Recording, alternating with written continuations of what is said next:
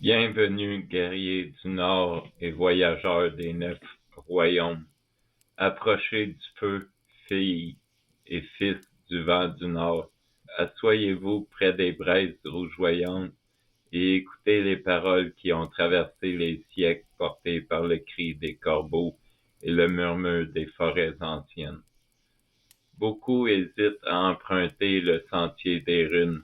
Ils les regardent avec crainte comme s'il s'agissait d'un art interdit, réservé aux sorciers, aux voyants et aux gardiens des anciens mystères.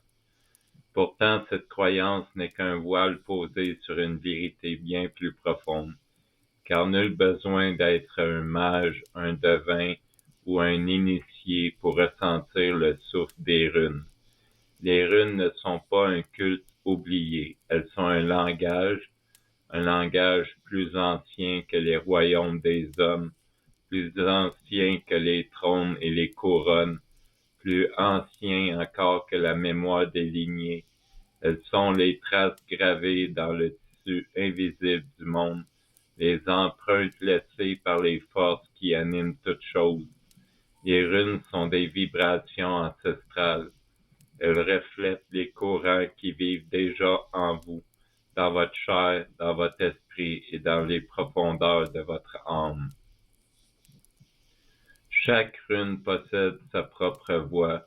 Chaque rune porte un souffle, une fréquence, une puissance singulière. Certaines brûlent comme le feu des forges, d'autres frappent comme la tempête sur une mer déchaînée, d'autres encore murmurent avec la douceur d'une neige tombant sur un champ de bataille oublié. D'autres sont glaciales. Lorsque vous travaillez avec les runes, vous n'appelez pas des forces étrangères venues des ténèbres. Vous réveillez ce qui sommeille déjà dans votre propre sang. Vous vous souvenez.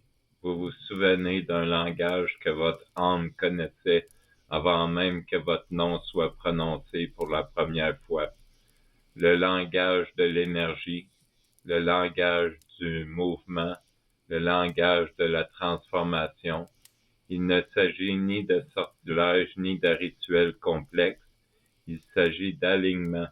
Il s'agit de retrouver le rythme oublié de votre propre existence. Les runes vous apprennent à écouter le fleuve invisible qui coule en vous. Elles vous montrent où l'énergie danse librement et où elle demeure prisonnière, enchaînée par les peurs, les blessures et les souvenirs. Certains trouvent leur chemin dans la méditation, d'autres écrivent leurs pensées sur le parchemin, élèvent des prières vers le ciel, peignent des visions ou dansent sous les étoiles. Toutes ces pratiques conduisent vers le même sanctuaire invisible, l'endroit où l'être humain rencontre son essence profonde. Les runes constituent une autre porte vers ce lieu sacré. Elles sont des miroirs forgés dans le mystère. Elles révèlent les rivières d'énergie qui traversent votre corps, votre esprit et votre destinée. Lorsque vous tracez une rune sur votre peau, la tatouez avec de l'encre, que vous mettiez sous votre peau une trace d'une rune avec de l'huile, de l'encre ou simplement du bout de vos doigts, vous ne dessinez pas un simple symbole, vous gravez un appel dans le silence, vous donnez une forme à l'invisible, vous invitez votre force vitale à se lever de son sommeil. Peut-être ressentirez-vous une chaleur soudaine comme la flamme d'un foyer ancien. Peut-être un frisson parcourra-t-il votre échine, semblable au vent qui souffle sur les montagnes glacées. Peut-être éprouverez-vous une étrange pression, un calme profond ou des rêves chargés de symboles et de présages. Rien de cela n'est le fruit du hasard, car lorsqu'une rune s'éveille en vous, quelque chose commence à bouger. Les vieilles chaînes se fissurent, les portes oubliées s'entrouvent, et l'énergie cherche de nouveau son chemin. Chaque rune ouvre un courant différent. Exemple, Fiu est le feu de l'abondance. Elle vous enseigne que la véritable richesse ne vient pas de ce que l'on possède, mais de ce que l'on laisse circuler. Elle brise l'avidité et rappelle que toute force retenue finit par se corrompre. Urus est la roche primordiale. Elle est la puissance brute, le souffle sauvage, l'instinct ancien qui dort sous la peau de l'homme civilisé. Elle réveille le guerrier intérieur et la vitalité indomptable. Turiza est l'épine du géant. Elle révèle les blessures transformées en armure, les colères anciennes et les peurs que nous gardons comme des boucliers. Elle nous enseigne quand combattre et quand déposer les armes. Endu est le souffle des dieux. Elle rappelle la puissance de la parole, de l'écoute et de la vérité. Elle vous invite à laisser votre voix devenir le canal de votre sagesse la plus profonde. Si vous voulez en savoir davantage sur les runes, là je vous ai donné des exemples. Si vous voulez en savoir davantage, je vous conseille la playlist que j'ai faite entièrement sur les runes. La playlist s'appelle Le Maître des Runes. Alors voilà, si vous voulez en savoir plus sur chaque rune. Travailler avec les runes ne consiste pas à mémoriser des définitions comme on récite des mots morts. Les runes sont vivantes, elles doivent être ressenties, elles se vivent dans la chair, dans le cœur et dans le silence intérieur. Chaque vibration transforme quelque chose en vous, chaque symbole ouvre une porte. Chaque rencontre avec une rune déplace une pierre de votre propre destinée.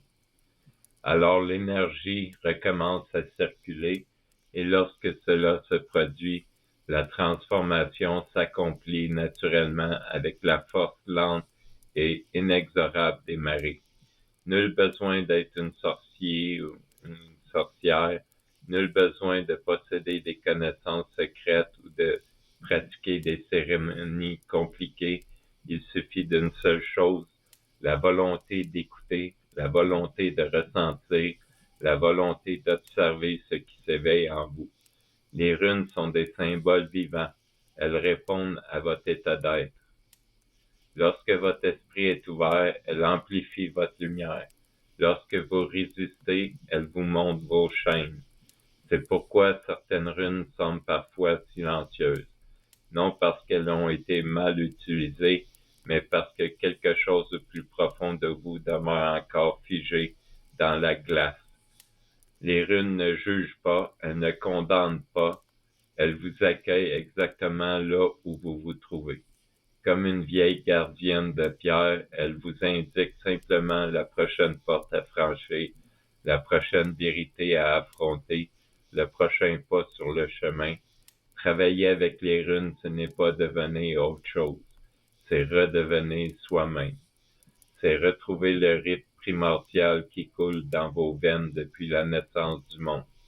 On peut appeler cela travail énergétique, conscience de soi, ou magie, ou sorcellerie. Les anciens auraient simplement dit le réveil de l'âme. Chaque fois que vous tracez une rune, chaque fois que vous prononcez son nom dans le silence, chaque fois que vous sentez sa vibration résonner en vous, une partie endormie de votre être ouvre les yeux et se réveille. Ce réveil change tout. Vos pensées deviennent plus claires, vos émotions deviennent plus légères, votre regard sur le monde se transforme. Même le destin semble répondre différemment, car vous ne luttez plus contre le courant de votre propre existence. Les runes ne vous demandent pas de croire, elles vous demandent de ressentir, de vous souvenir, de retourner à la source, car la magie n'est pas une chose extérieure que l'on apprend dans les livres. Elle est une flamme ancienne qui sommeille déjà dans votre sang. Non, les runes ne sont pas réservées aux sorciers. Elles appartiennent à tous ceux qui possèdent le courage de regarder en eux-mêmes, d'entendre la voix de leur âme et de laisser l'énergie circuler librement de nouveau. Quand nous travaillons avec les runes, nous ne plongeons pas seulement dans un héritage ancestral, nous marchons sous les traces des anciens guerriers, sous le regard des corbeaux et des étoiles. Nous revenons vers nous-mêmes, et c'est là, dans ce silence sacré, que la véritable magie commence.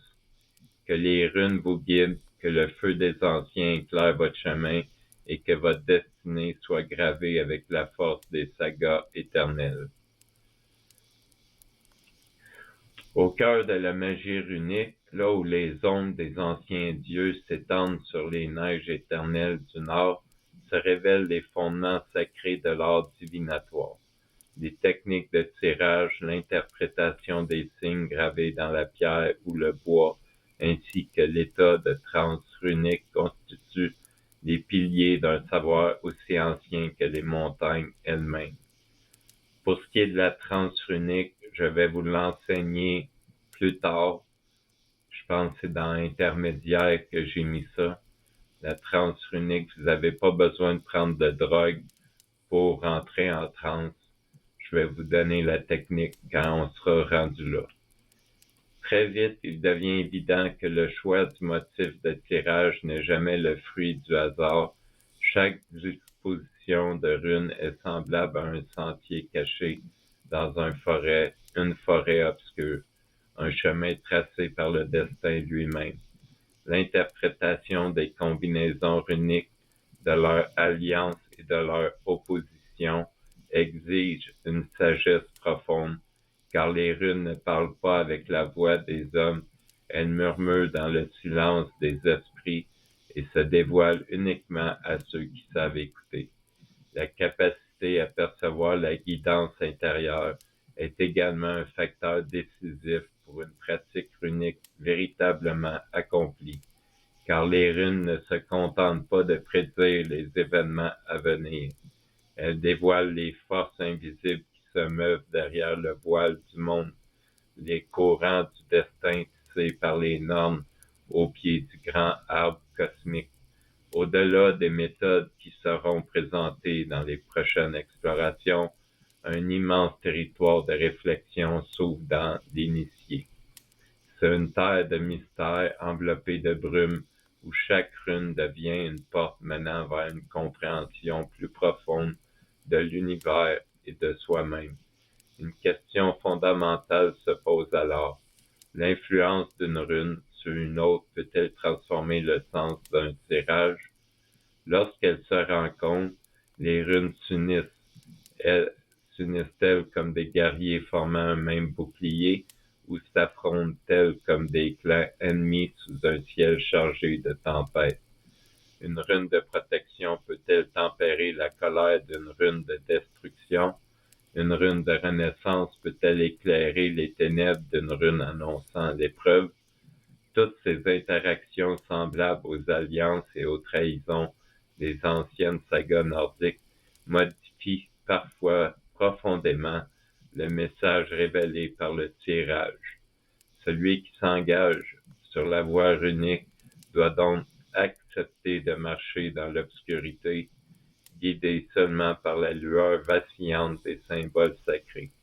Il doit apprendre à écouter le souffle du vent, à contempler les flammes du foyer et à sonder les profondeurs de son propre esprit, car les runes ne livrent jamais leurs secrets aux impatients. Elles sont les vestiges d'un savoir primordial, les cicatrices laissées par les dieux sous la trame du monde. Elles exigent du praticien le courage du guerrier, la patience du sage et la détermination de celui qui ose franchir les portes du mystère. Ainsi, chaque tirage devient un voyage dans les royaumes invisibles, une descente au cœur des ombres où résonnent encore les chants des anciens scalds, et peut-être, dans le silence glacé des nuits nordiques, l'initié attendra-t-il enfin la voix des runes. Cette voix ancienne, grave et éternel qui murmure les secrets du destin aux enfants du Nord. Pour devenir un véritable maître des runes et marcher avec succès sur l'antique sentier des sages du Nord, il est recommandé d'adopter une approche progressive semblable au jeune guerrier qui apprend d'abord à tenir son épée avant de partir conquérir des royaumes. Commencez par des tirages simples. Ne cherchez pas immédiatement à percer tous les mystères des normes ou à déchiffrer les secrets enfuis dans les racines d'Yggdrasil. Consacrez d'abord votre esprit à la compréhension de chaque rune prise individuellement, car chacune d'elles est un monde en elle-même, une force ancienne gravée dans la pierre du destin, un murmure venu des âges oubliés. Tenez un journal des runes, un véritable grimoire personnel dans lequel vous consignerez vos interprétations, vos visions, vos songes et les signes qui se manifestent à vous. Avec le temps, ces pages deviendront une chronique sacrée de votre évolution semblable aux anciennes sagas que les Scalds récitaient au coin des grands feux. Expérimentez différentes méthodes de tirage et divers systèmes. Chaque maître des runes découvre un jour sa propre voix, son propre langage avec les symboles sacrés.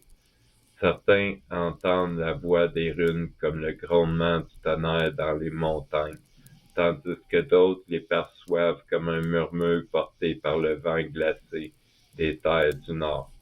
Soyez attentifs à votre guidance intérieure et accordez votre confiance à votre intuition.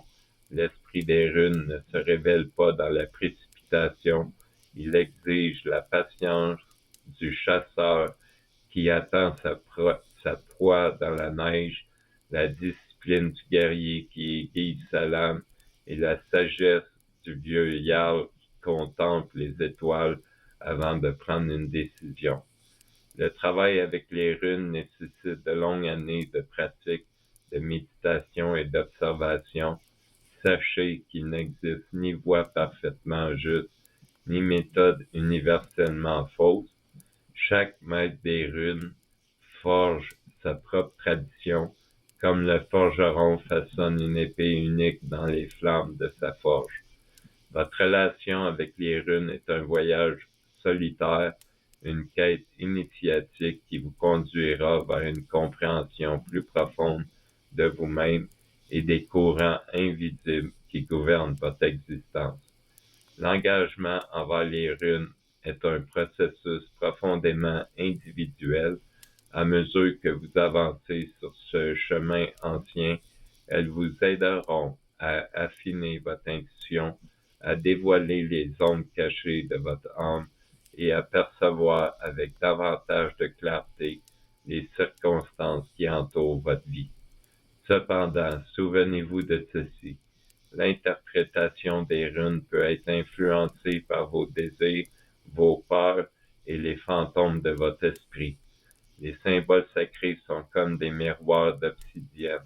Ils révèlent parfois autant celui qui les interroge que le destin lui-même.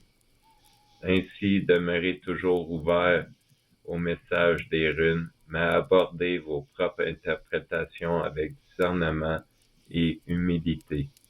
Car les runes ne sont pas de simples signes gravés dans le bois ou la pierre, elles sont les cendres encore brûlantes des anciennes sagesses, les échos des dieux et les voix mystérieuses qui s'élèvent depuis les profondeurs du temps, là où le destin des hommes est tissé dans le silence éternel des ténèbres.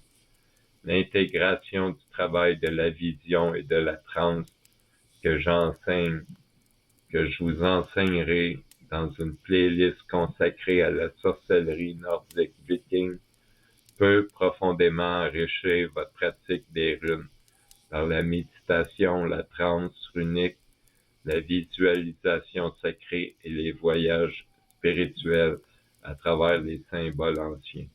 Il devient possible d'établir une connexion plus intime avec les énergies des runes et de développer une intuition plus aiguisée, semblable à celle des anciens sorciers et des voyants du Nord.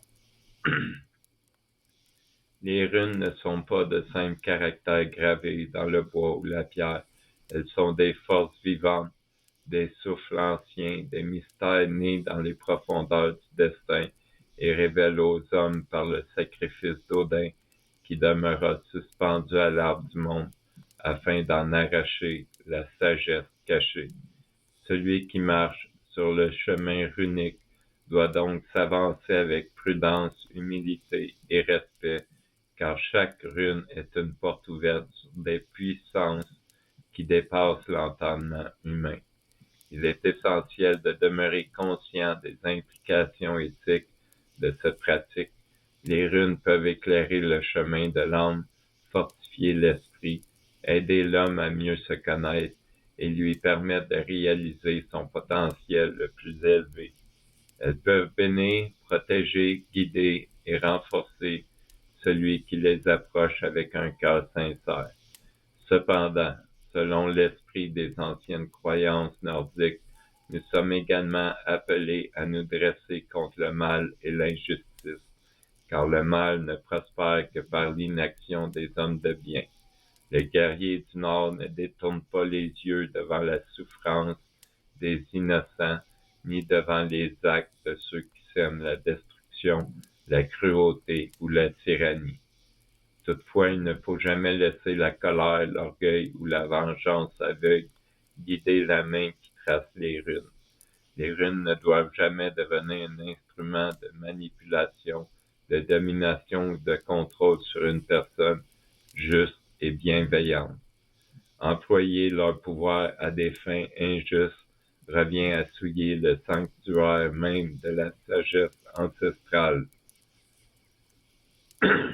Si vous voulez maudire quelqu'un par les runes, assurez-vous que ce soit quelqu'un de cruel et d'injuste. Une approche responsable de la magie runique exige également d'accepter que toutes les questions n'ont pas de réponse claire. Certains mystères demeurent cachés derrière les voiles du destin, et certaines vérités ne doivent être révélées qu'au temps voulu. Les dieux et les normes ne dévoilent pas toujours leurs desseins aux hommes.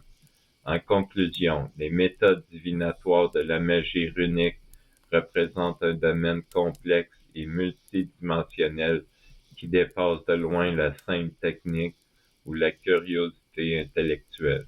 Travailler avec les runes exige non seulement l'apprentissage de certaines méthodes, mais aussi le développement d'une profonde clarté intérieure, d'une intuition affûtée et d'une conscience éthique inébranlable.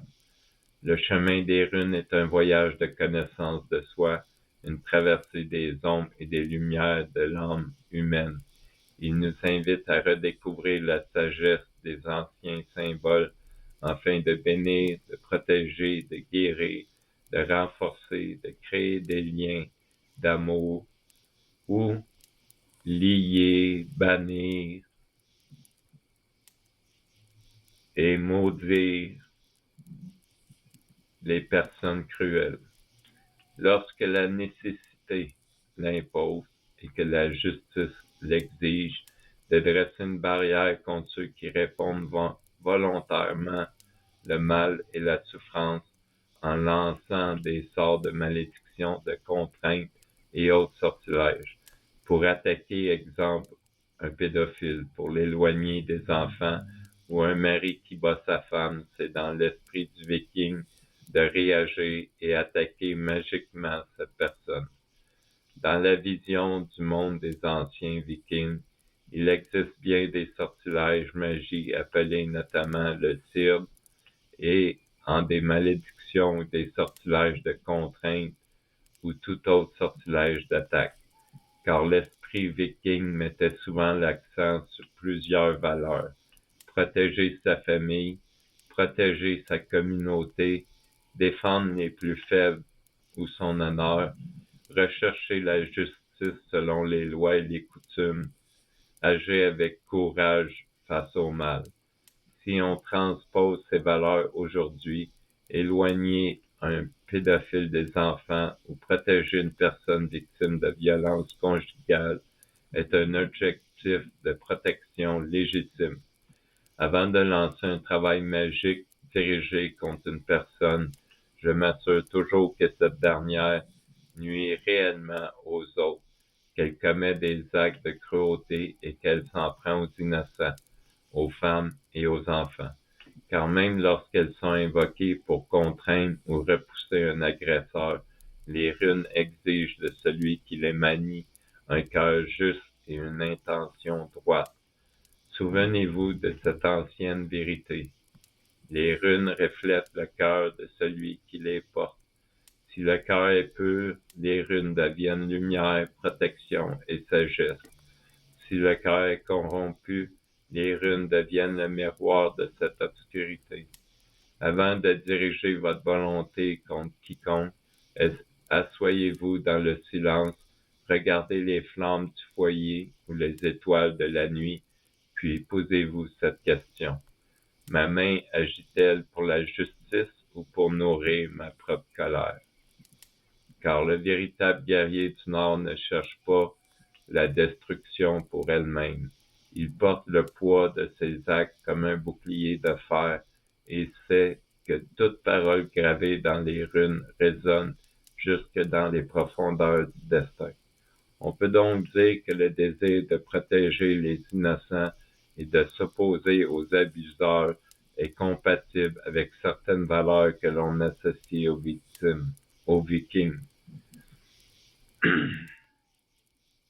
Entendez-vous le vent qui porte les noms des anciens? Chaque rune murmure un pouvoir oublié. Protection, transformation, malédiction, contrainte. Approcher ce savoir n'est plus réservé aux morts. Nos ancêtres prenaient un simple trait et en faisaient une clé capable d'ouvrir les portes du destin. Aujourd'hui, je vous propose de reprendre ces clés. Dans cette série, vous apprendrez non pas des légendes, mais des méthodes claires et sûres, comment préparer l'espace et l'esprit purifié et charger une rune, composer des liens entre les runes efficaces et activer un sceau pour protéger ou transformer votre vie. Chaque leçon est conçue pour être appliquée dès demain. Pas de mysticisme creux, seulement une maîtrise progressive et responsable. Déjà des apprentis ont transformé leurs rituels et obtenu des protections tangibles, des focalisations claires et des changements mesurables dans leur quotidien. Vos progrès seront guidés, consignés et respectueux des savoirs anciens.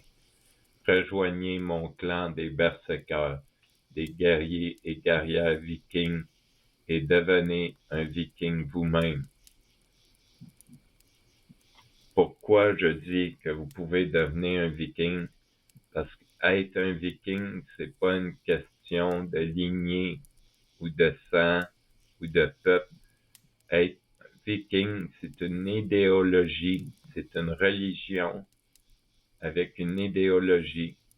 Si vous suivez cette religion que je vous enseigne dans une autre playlist, vous allez pouvoir devenir un viking et un berserker spirituel. Parce que c'est une idéologie. Donc, si vous désirez apprendre davantage sur la magie et des runes et la sorcellerie nordique, abonnez-vous, activez la cloche et marchez vers la forge du destin. Bientôt, vous ne serez plus seulement spectateur, vous serez forgeron de runes et maître de votre voix. Là-dessus, je vous souhaite une bonne soirée